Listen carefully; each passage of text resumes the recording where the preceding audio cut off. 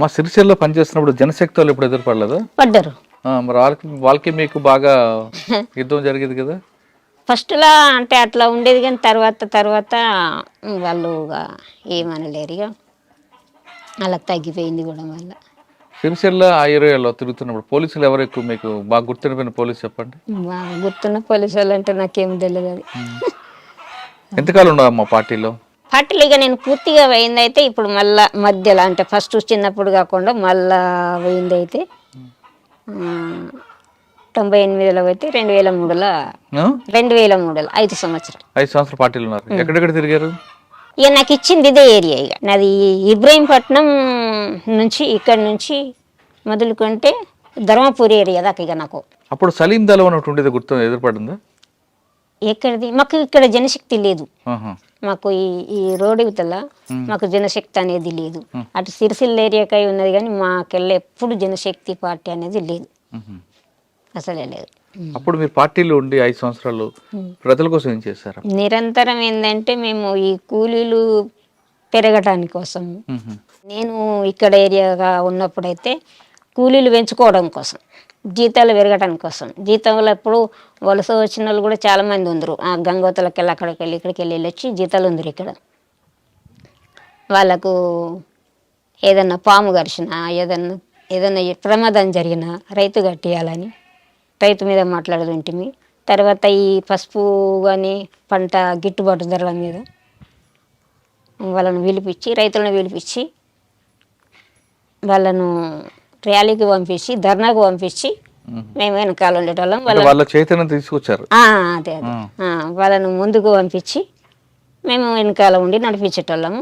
తర్వాత ఈ మామిండ్లు తోటలు ఇవన్నీ భూస్వాముల తోటలలో మామిడికాయలు దింపిపిచ్చుడు, పంచిపిచ్చుడు, అందరు ఎంపుకోమనుడు, అట్లా చేసేది అన్నట్టు. మరి అంత నిర్బంధం మధ్యన ఎలా ఉన్నారమ్మా మీరు? నిర్బంధం ఎక్కువ ఉంది కదా? నాకు ఏమి అనిపించేది. మాకు కోనపూర్ ఫైరింగ్ ఒకటి పెద్ద ఫైరింగ్ అయింది. కోనపూర్ ఫైరింగ్లో నేను ఆరోగ్యమే సరిగ్గా లేను. నాకు బయటకు వెళ్ళాలంటేనే నాకు ఒక మనిషి ఎంబడి ఉండాలి. ఫైరింగ్ జరుగుతుంటే నాకు ఆ ఫైరింగ్లో పోవాలన్నట్టు అనిపిస్తున్నది. నాకే అప్పటికే నాకు ఇంకా ఆరోగ్యం బాగలేదంటే వీళ్ళందరేమో నువ్వు మెయిన్లో ఉండు అని అన్నారు. నన్ను మెయిన్లో ఉండు అంటే నాకు ఉండబుద్ధి అయితే లేదు. కలసు ఆయన వెంటనే తుపాకు ఓపెన్ చేసి 2 రౌండ్లు కలిపేసిన. 2 రౌండ్లు దెబ్బలు కొట్టిన మళ్ళీ వెనకకు తీసిండ్రు. ఫైరింగ్ ఎంతసేపు జరిగింది? 3 గంటలు 4 గంటలు జరిగింది. అది ఏం కాలేదా? ఏం కాలేదు. వాళ్ళ వైపు ఏం కాలేదు. 3-4 గంటలు జరిగింది. అట్లా ఉంటుంది అన్నట్టు. ఫైరింగ్ అంటే మంచిగా అనిపిస్తుంది. చచ్చిపోయినా ఏమనిపించదు, బ్రతికినా ఏమనిపించదు, ఏది ఏమనిపించదు. ఫైరింగ్లో ఇట్లా భయం అనేది అనిపించదు అన్నట్టు. కొట్టిన వాళ్ళమే కావాలా, ముందరికైనా కావాలనిపిస్తుంది. మళ్ళీ నాకు చాలా ఏముండే అంటే ఫస్ట్ నుంచి ఏముండేది అంటే నేను పార్టీలో చనిపోవాలనేది ఉండే. అయ్యో ఎందుకు? పార్టీలో అమరైతే మంచిగా అనేది ఉంటుండే. నాకు ఇక్కడి బ్రతుకులు నాకు ఇష్టం, ఇప్పటికి కూడా అనిపించాయి. ఈ రోజుకు కూడా ఇక్కడ చూస్తే ప్రతి ఒక్క లోపల కుటుంబము కానీ బయట వాళ్ళు కానీ ఏదైనా కానీ ఇదంతా ఒక కుళ్ళు ప్రపంచం అనిపిస్తుంది నాకు. స్వార్థం ప్రతి ఒక్కరి స్వార్థ ప్రపంచం అనిపిస్తుంది. దాంట్లోనేమో స్వచ్ఛంగా అనిపిస్తుంది. సచ్చిన మంచిదే, బతికిన మంచిది. ఒక్క మనిషికి ఆరోగ్యం బాగలేకపోతే దాని చుట్టూ మనసులో మనం ఉండి దాన్ని ఆదుకోవడం, స్వచ్ఛందంగా మంచిగా ఉండడం అట్లాంటివి ఉంటాయి అన్నట్టు. ఏదైనా తప్పు జరిగినా కానీ దాన్ని ఆచరణలో వదిలిపెట్టి దాన్ని రుజువు చేసేటోళ్ళం ఇట్లా అన్నట్టు. అదొక స్వచ్ఛమైన జీవితం అనిపిస్తుంది. ఇదంతా కుళ్ళు ప్రపంచం. ఎవలను కదిలించినా స్వార్థం అనేది ఉంటుంది అన్నట్టు. నాకు ఈ రోజు వరకు కూడా అనిపిస్తుంది అన్నట్టుగా. నేను అందులో ఎందుకు చావలేను నాకు అసలు అనేది అనిపిస్తుంది. నాకు అందుకోసమే నేను పేరుగా పెట్టిన తిరిగినా, నేను ఊర్లో పంపించిన పోయినా, నేను ఏ రోజైతే నేను చనిపోవాలనేది చాలా ఉండే నాకు. పార్టీలో ప్రాణం పోవాలి, పార్టీలో ఆ కోరిక ఉండి నాకు. నేను వచ్చుడు కూడా అందులో ఉండి ఒక 6 నెలలు తిరిగినాక చనిపోయినా సరే అనుకొని వచ్చాను. కానీ అది జరగలేదు నాకు. నేను మళ్ళీ చివరికి నన్ను అరెస్ట్ చేసినప్పుడు కూడా చనిపోవాలనుకున్నాను నేను, అప్పుడు కూడా జరగలేదు. అంత బలమైన కోరిక అందులో మంచి సావు అనిపిస్తుంది అన్నట్టు అది నాకు. అట్లా అన్నట్టు. ప్రాణం అంటే అందరికి తీపి కదా, మరి మీకు లేదా? మాకు అనిపించలేదు అది. అందులో చనిపోవాలనేది 4 రోజులు ఉన్నా సరే కానీ అందులో చనిపోవాలనేది. నాకు ఒక్కొక్కసారి ఆరోగ్యం బాగలేకపోతే వీళ్ళందరూ నా చుట్టూ ఉంటే నాకు అనిపిస్తుండే ఇప్పుడే చనిపోతే బాగుండు అనిపిస్తుండే వీళ్ళ మధ్యలో అంత మంచి అనిపిస్తుండే అట్లా. మా అడవిలో స్వచ్ఛమైన గాలి నీరు అన్నీ ఉంటాయి. మీరు అన్నట్లుగా అందరూ అన్నలు అక్కలు స్వచ్ఛమైన ప్రేమ అది. గ్రామస్తులు అంత వాళ్ళు ఎలాంటి కుళ్ళు కుట్రలు ఏది ఉండదు. కానీ అడవుల్లో తిరుగుతున్నప్పుడు ఈ పాములు ఇవన్నీ ఉంటాయి కదా, మీకు ఇప్పుడు ఇబ్బంది పడలేదు? పాము గడిచింది నాకు. పాము కాటుతోటే నేను ఇంటికి వచ్చిన ఇప్పుడు, లేకపోతే నేను నాకు వచ్చేదాన్ని. మరి ఎందుకు బయటకు వచ్చావు? పాము కాటుతోటి వచ్చిన నేను అంటలేను ఇంటిగా. నేను ఇక ఇక్కడ నాకు ఈ ఏరియాలో ఫుల్ నిర్బంధం పెరిగింది. నేను అంటలేను ఏ ఊర్లోకి పోయినా కానీ ఈ ఊర్లో కూడా 2-3 సార్లు చుట్టుముట్టారు పోలీసు వాళ్ళు. ఇదే ఊర్లో కూడా ఇట్లాంటి టైంలో నాకు అంతా ఇట్లా ఊర్లో ప్రతి వాడ ప్రతి ఇల్లు తెలుసు నాకు. ఇక అందరు నేను ఓపెన్గా తిరిగింది. ఇక ఆల్ రౌండ్లో తిరగదు ఏంటంటే ఇక నన్ను ఎట్లనో పంపించేస్తారు ఇల్లు. ఎందుకు పార్టీ చెప్పొచ్చారా చెప్పకుండా వచ్చారా మీరు? ఎప్పుడు లాస్ట్ లో నేను అరెస్ట్ అయినా. ఎలా? పాము కాటుతోటి. నేను అంటే అరెస్ట్ కాకముందు పార్టీలో దాదాపు 5-6 సంవత్సరాలు ఉన్నారు కదా, మరి మీ వివాహం జరగలేదు పార్టీలో? లేదు లేదు, నేను దాన్ని ఎప్పుడు కోరుకోలే. వివాహం అనేది నేను ఎప్పుడు కానీ నాకు చిన్నప్పటి నుంచి లేదు. అది నేను చెప్తారు కదా, నాకు 16 సంవత్సరాల నుంచి నేను పార్టీ హ్యాండ్ ఓవర్ లో ఉన్నా గనుక, నేను చిన్నప్పుడు 16 ఏళ్ల నుంచి నేను పార్టీ హ్యాండ్ ఓవర్ లో ఉన్నా గనుక నాకు ఆ ఊహ కూడా రాలేదు. అంటే మిమ్మల్ని ఎవరు చేసుకుంటాను కూడా లేదు? నాకు అసంటి రాలేవు. నేను అసంటి అవిటికి దూరం. నేను ఎప్పుడు కూడా పెళ్ళి అనేది నాకు అది అది అది రాలేదు నాకు. అందరూ నాకు చాలా మంచిగా ఉందరు వీళ్ళందరూ. అంత కఠినంగా ఉన్న మీరు ఎలా దొరికిపోయారు పార్టీ పోలీసులకి? అది ఇన్ఫర్మేషన్ తోటి దొరికిపోయింది. ఇన్ఫర్మేషన్ తోటి దొరికిపోయింది. ఎక్కడ? నేను బయటకు వెళ్ళేది ఉండే, ఉత్తరప్రదేశ్ నేను వెళ్ళేది ట్రాన్స్ఫర్ నది. ఎక్కడ నుండి? ఇక్కడ నుండి. ఇక్కడ నుండి ఇక్కడికి నాకు చాలా బాగా నిర్బంధం పెరిగిపోయింది. ఉత్తరప్రదేశ్ కు నేను వెళ్ళేది.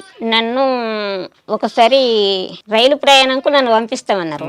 వరంగల్ దాకా పోయినాక అక్కడ ఎన్కౌంటర్ అయింది.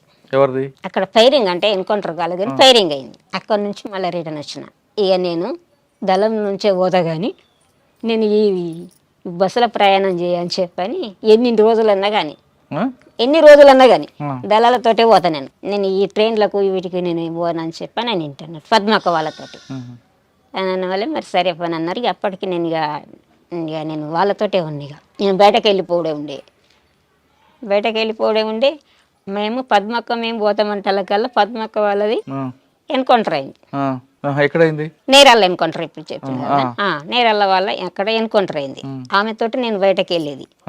ఇక అప్పుడు ఆమె అది అయిపోయిందంటే మళ్ళీ ఒకసారి పోతే మళ్ళీ ఫైరింగ్ అయింది. ఇక నేను బయటకు పోయేది ఆగిపోయి మళ్ళా తర్వాత ఆర్కే ఉండే అప్పుడు వరంగల్ ఆర్కే మళ్ళీ ఇక్కడికి వచ్చిండు ఆయన అప్పుడు ట్రాన్స్ఫారంలో ఇక్కడికి వచ్చిన వల్ల ఆయన చెప్పిండు నువ్వు పోవుడే ఉంటుంది, నేను మాట్లాడినని చెప్పాను అన్న వల్ల సరే డేట్ ఫిక్స్ చేసిండ్రు పంపించడని.